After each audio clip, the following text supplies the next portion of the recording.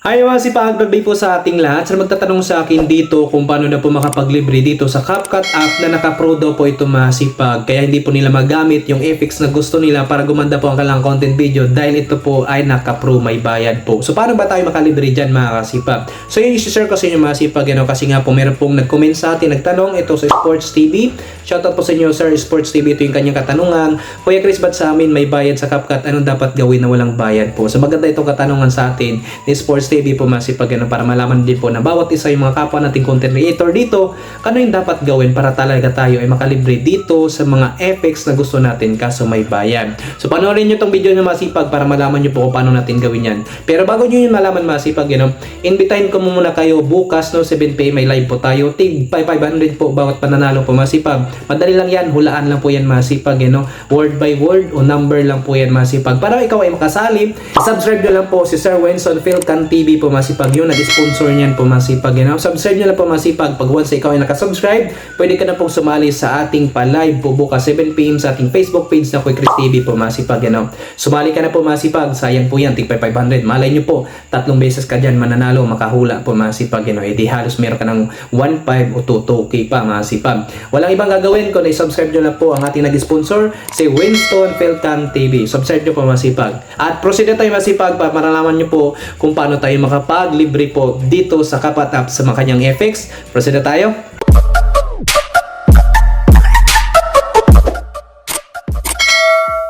Proceed na tayo masipag sa mga gusto po dito na makalibre po dito sa effects po dito kay CapCut para gumanda po ang mga content video na wala silang binabayaran. Syempre masipag, panoorin nyo itong video to hanggang dulo para malaman nyo po kung ano dapat natin gawin. Kung ano yung discarte talaga. Unang-una, di ba, pag nag-edit tayo, meron tayong pinag-iisipan o ginagawa na or nakagawa tayo ng content video. At syempre, dahil meron ka ng content video at ikaw ay suki ni CapCut dahil gusto mo talaga doon, dahil talaga maganda kay CapCut for editing, pupunta na tayo kay CapCut para makapag-edit ang ating mga content video. So dito masipag, dahil nandito na po tayo sa CapCut, tap nyo po yung new project para tayo makapag-edit at hanapin nyo po yung video na gusto nyo pong i-edit. Kuwari ito sa akin masipag, ito.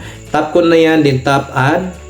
And then mapupunta na tayo dito sa editing. So pakinggan natin itong video na to na masipag, So, hindi pwedeng tamarin kasi bakit? Marami pa akong utang. Hindi pwedeng tamarin kasi bakit? Mahirap pa kami. tap tayo dyan, post tayo dyan. And then masipag, gusto ko po, kuwari ako mag-edit or gusto mo mag-edit ng ganito na mayroon itong subtitle. Habang mayroong nagsasalita, kung ikaw nagsasalita o mayroon itong mga talagang background na mga sounds, na gusto mo pong mayroong subtitle na word by word dyan, sa harapan mo, mayroon itong mga auto caption dito.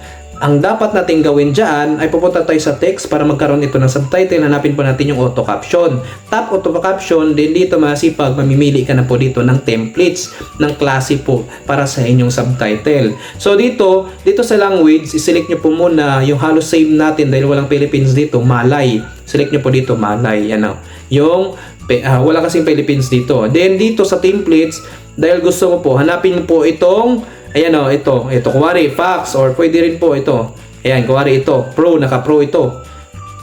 Select nyo po yung naka-pro na gusto nyo po na templates para sa inyong subtitle sa inyong content video. Then, pag once na tap nyo na po o na-select nyo na po yung gusto nyo pong templates o yung font nya, yung effects nya para sa inyong subtitle sa inyong video, then dito naman kayo sa generate para talagang makabuo na siya, makagawa na siya.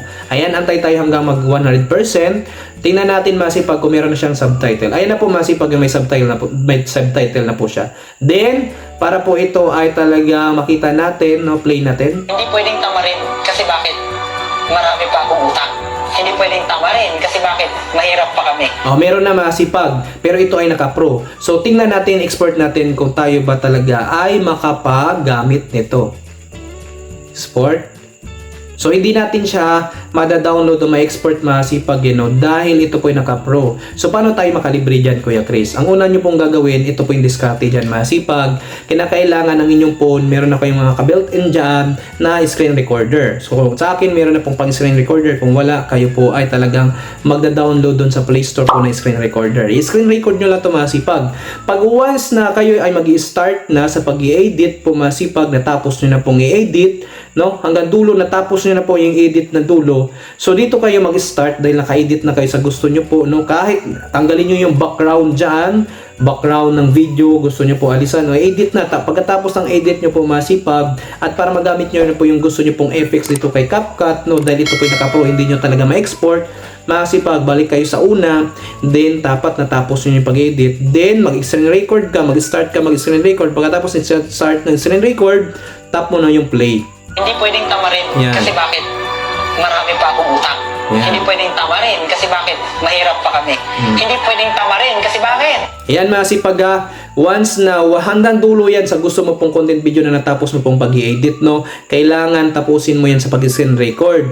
And then nasa na po dahil kahit sa mga gusto dito na mag-remove ng talagang background, kuwari dito tap natin yung video, i-remove natin yung background. Dahil meron po itong bayad, remove BG. Yan o, auto removal, yan masipag o, yan o.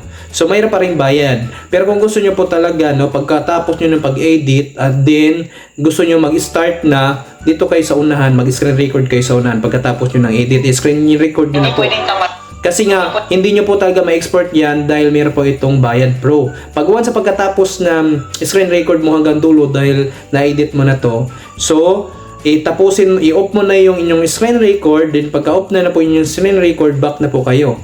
So, dahil naka-screen record na yon, punta kayo sa CapCut ulit yung project, hanapin nyo po yung naka-screen record nyo po. Then, pag once na meron na kayo nakuha ang screen record, stop nyo lang yan, then tap dito nyo na po i-edit. Kuwari ito masipag, ito yung naka-screen record sa akin, no? Hindi pwedeng tamarin. Kasi bakit? Marami pa akong utang. Hindi pwedeng tamarin. Kasi bakit? Mahirap pa kami. Ayan, masipag okay na yun siya masipag. And then dapat nyo pong gawin para talaga ito ay maging maayos yung video na gusto nyo at nakalibre kayo sa effects na may bayad kay CapCut. Dito na po tayo. Ika-crop na po yan. Dito tayo. Tap nyo po to para mag-highlights yung mga tools. Hanapin nyo po yung transform, pang crop, then i-crop nyo na po. Pili na lang po kayo dito no, ng inyong aspect ratio kung ito ba ay para sa Reels, ito ba ay 9:16 sa mga short video o doon sa TikTok. 9:16 naka-portrait landscape po. Yan po yung pang long form video sa YouTube po, masipag yan no? O pwede na rin po sa Facebook yan, 16:9. So select nyo lang po yan, then pili na lang po kayo dyan, no? Scrap nyo lang. Yan, pag-crop nyo ba masipag, kuwari ito yung sample para madali, no? Pagka-crop nyo dyan, click check. And then, masipag, back na kayo. Ayan ha. So, ayan, na-crop na natin. And then, dito masipag, nasa inyo na po, kapalakihan, ipakasya nyo lang, oh. Ha, ganun lang po. Yan. So, nasa inyo na po, isakto na lang po sa gusto nyo pong ratio. Then, pag once na ganyan na masipag, okay na lahat, i-cut mo lang yung mga gusto mo po dyan. I-split mo lang, putulin mo. Siguro naman, marunong mag-edit na yung iba dito.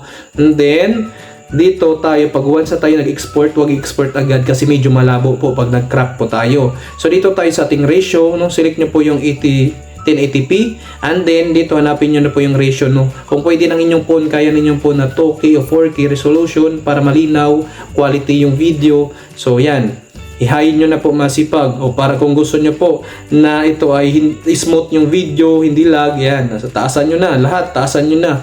Yun nga lang, pagkataas masipag, you know, hindi po siya baka sakali hindi kakayanin ng inyong phone, no? Or masipag mataas po ito makakain ng GB talaga. Yung video na yon, no? Malaki ang kukunin, baka 1 GB na, no? 1 gig na ang kukunin. So pagkatapos niyan, export. May export mo na to siya masipag, oh. Ayan, na-export na siya. No, kahit nagagamit mo na yung effects na yon. So, ganun lang po yung tactics ng iba po masipag, no?